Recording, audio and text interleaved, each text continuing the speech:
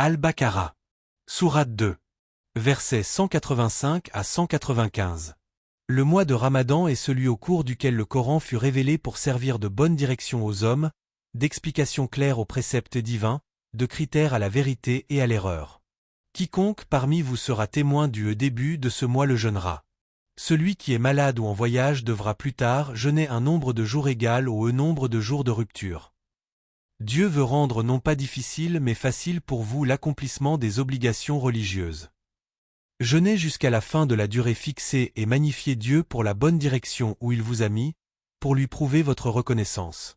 Lorsque mes serviteurs t'interrogeront sur moi, je suis tout proche, j'exauce l'invocation de celui qui m'invoque. Qu'ils répondent donc à mon appel et croient en moi pour être bien dirigés. Il vous est permis durant la nuit du mois de jeûne, d'avoir des rapports avec vos épouses.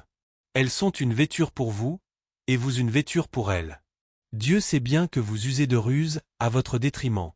Il accepte cependant votre repentir et vous pardonne. Maintenant, ayez commerce avec elles et recherchez ce que Dieu a institué en votre faveur.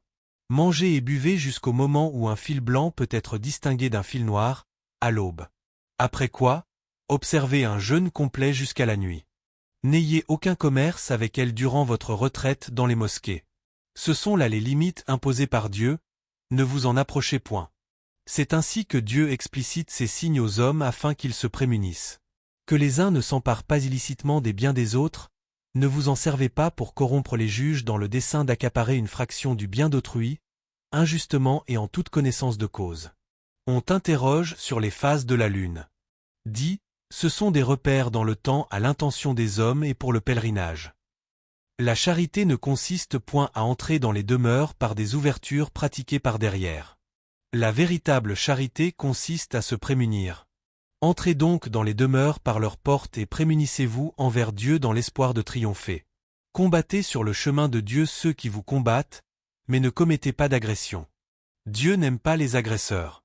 Tuez-les où que vous les rencontriez et chassez-les d'où ils vous ont chassés. La subversion est pire que le meurtre. Mais ne combattez pas près de la mosquée sacrée, à moins qu'ils ne vous y livrent combat.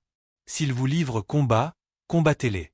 Telle est la rétribution des dénégateurs. S'ils cessent, Dieu est, certes, tout pardon, miséricordieux. Combattez-les jusqu'à ce qu'il n'y ait plus de subversion et que le culte soit rendu seulement à Dieu. S'ils cessent, alors plus d'offensive, sauf contre les iniques. Le mois sacré pour le mois sacré, et le talion s'applique à tout ce qui est sacré. Qui vous agresse, usez d'agressions équivalentes contre lui. Prémunissez-vous envers Dieu et sachez que Dieu est avec ceux qui se prémunissent.